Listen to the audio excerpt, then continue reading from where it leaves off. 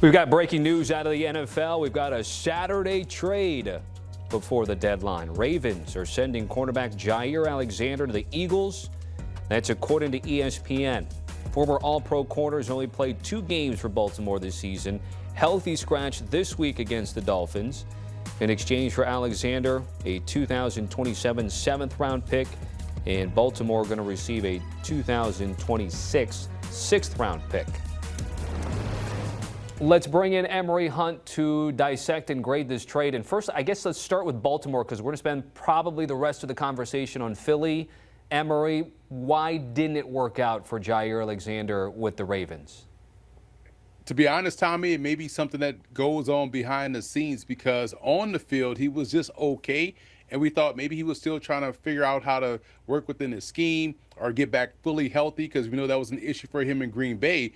And to see him be a healthy scratch the last 3 games this year, it's like, wow, something must really be going on behind the scenes, because Baltimore could have used him, but we've seen them start to play a little bit better the last couple of weeks. They played their best ball the last 2 weeks, so it kind of, for Baltimore, was the realization like, hey, maybe we don't need a Jaire Alexander. We're going to give these younger guys, a Keon Martin from the University of Louisiana, a chance to get out there on the field as well. So they like what they have in tow, realized he was a luxury that they probably grew tired of behind the scenes and got rid of him for compensation. There's been a couple of these instances, C.J. Gardner-Johnson, now Jaire Alexander, a couple of scratch-your-head maybe situations here. All right, let's focus on the champs. They're on their bye week, so now they deal to get Jaire Alexander. They also did Michael Carter II a few days ago. What's your thoughts on what Philly's trying to accomplish here by making some of these trades days ahead of the deadline?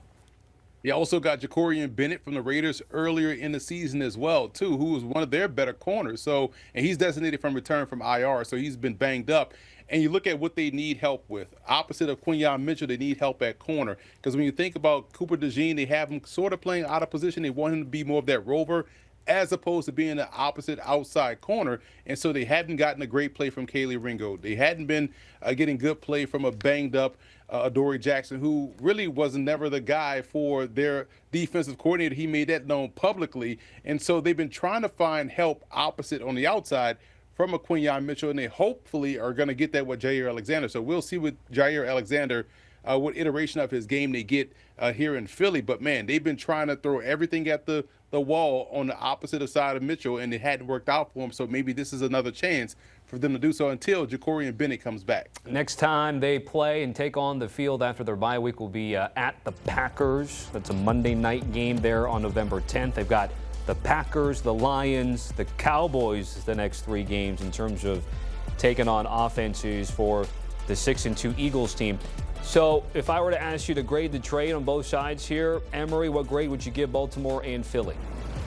For Baltimore, I give it a B+ for getting compensation and allowing them to come to that realization, like, you know what, man, we got guys that are competing well, that are better in the building, so let's ship off this player for compensation. So they've done that.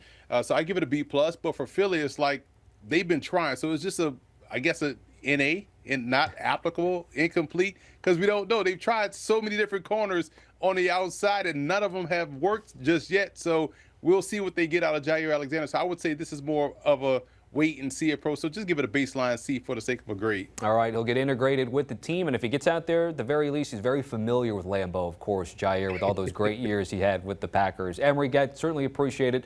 Thanks for hopping on with the breaking news. That's what we do here at HQ News, highlight scores and breaking news. It's all right here. It's all at your disposal.